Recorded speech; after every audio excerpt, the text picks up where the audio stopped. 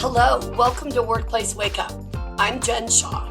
Every week, I spend about 15 minutes covering legal developments, introducing you to interesting guests, and providing some entertainment to start your workday. We're going to talk about what is a wage order today. And I know for many of you, you probably think this is a very elementary topic, and it can be, but today we're going to talk about the complexities because it is a very important thing for you to understand what wage orders apply to your business, okay? Now, the interesting thing about wage orders is they are promulgated by the Industrial Welfare Commission here in California. That is part of the State of California Department of Industrial Relations, just like the Workers' Compensation Appeals Board and the California Division of Labor Standards Enforcement, which is our labor commissioner, as well as CalOSHA, which is responsible for safety and health here in California. So the wage orders cover both industries and occupations depending on the number of the wage order. Each of the wage orders are available at the Department of Industrial Relations website, which is dir.ca.gov/IWC. There you will find all of the what we call Industrial Welfare Commission wage orders. Now, they are all formatted to print on 8.5 by 11-inch paper, which is important because you have to post your wage orders with all of the other posters you have in the workplace, okay? It's very important. Now, the other thing that is out there is the minimum wage order, and the minimum wage order is also important. It talks about a lot of things that are relevant to all of the industries and occupations covered by the wage orders. Now, very important for you to understand what the wage orders do. By the way, there are 17 of them, okay? And as I said, they apply to various industries and occupations. So what's interesting is the wage orders are described in a document called Which IWC Wage Order that you can get if you just Google Which IWC Wage Order. And what it is, it's a pamphlet that is issued by the Industrial Welfare Commission. And they go through all of the wage orders. And they explain to you, first of all, am I going to be covered by an industry wage order or an occupation wage order?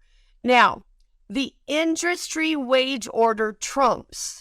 So you first need to decide, does an industry wage order apply to you? And those are going to be IWC wage orders 1, 2, 3, 5, 6, 7, 8, 9, 10, 11, 12, and 13.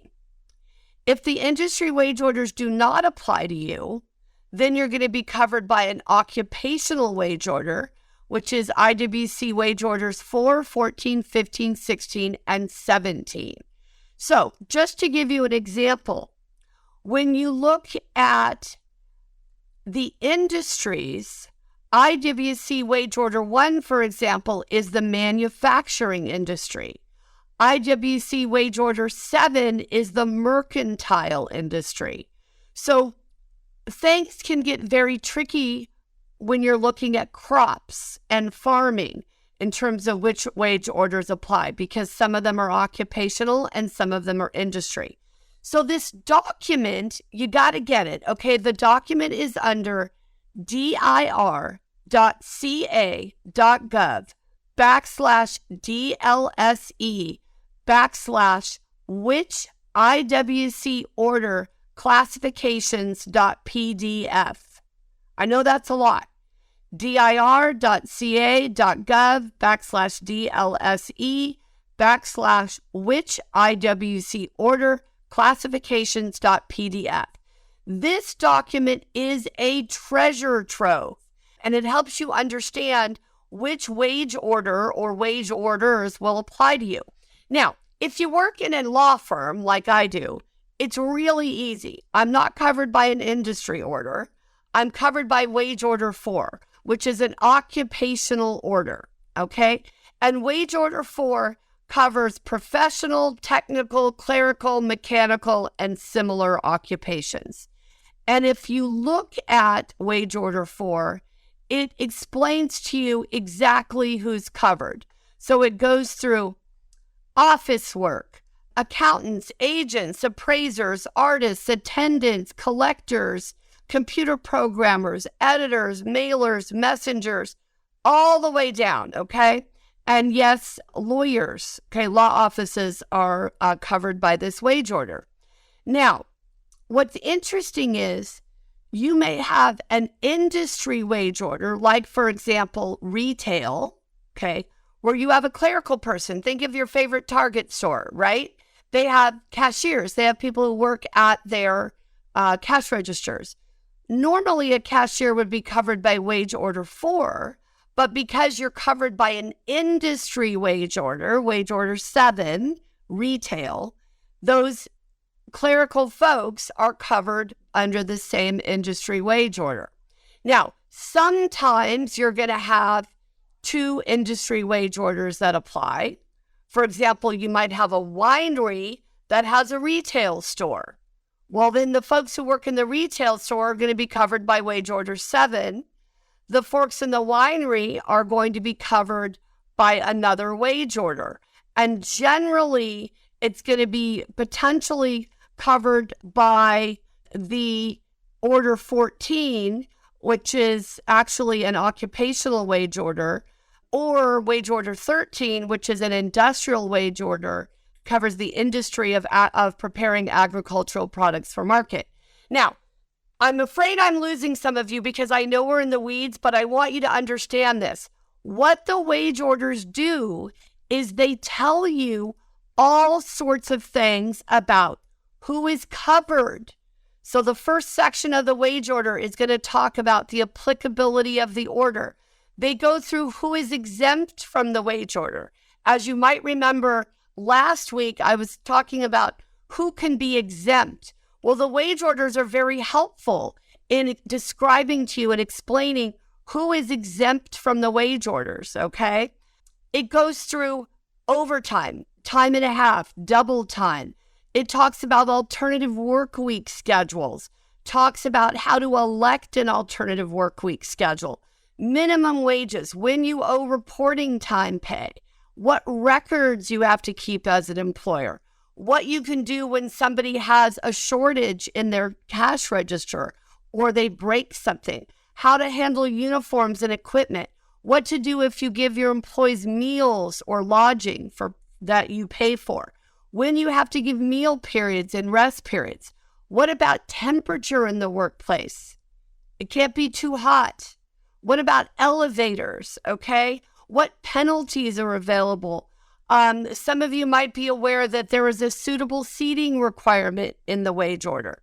So there's a lot going on in the wage order. Now, sometimes the wage order may conflict with the labor code or an interpretation of the Division of Labor Standards Enforcement, the DLSE. Remember, that's basically our labor commissioner. If that happens, you're going to be looking at which one is going to trump. Generally, it's going to be the labor code, okay? So it may be that the labor code has some provisions that are more beneficial to the employee, so you're going to apply the labor code instead of the wage order. But you have to post the wage order. It doesn't have to be a fancy copy, by the way. You could just print it out every year, so it has the date on the bottom of the printout of the year you are in. So you don't want to have a printout from, 2010. You want to have the printout from 2023. And as I said, some of you are going to be covered by multiple wage orders. So that's going to be really important for you to understand. Now, there are some frequently asked questions at the DIR's website where they talk about which wage orders cover your workplace. They give you a link to businesses. They also give you a link to that pamphlet I was talking about, the Which IWC Wage Order. So those are located on the part of the DIR website where they talk about workplace postings. Okay. And of course, there are FAQs at the DIR's website for just about everything you may need to deal with as part of wage hour compliance. So the wage orders are important for you to post.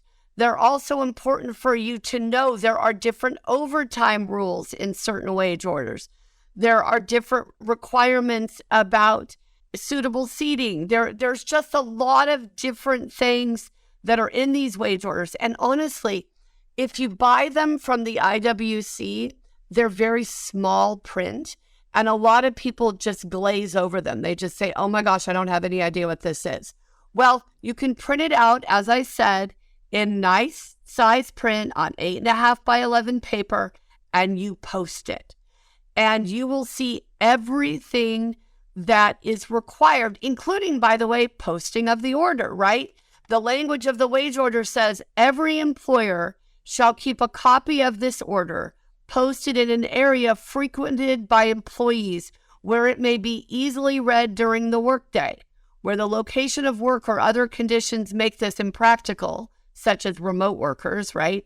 Every employer shall keep a copy of this order and make it available to every employee upon request. If you have remote workers, I strongly suggest that you go ahead and have them give them a copy of all of the workplace postings that they can hang up, including those wage orders. So the wage orders are something that a lot of people don't talk about, but they're critically important.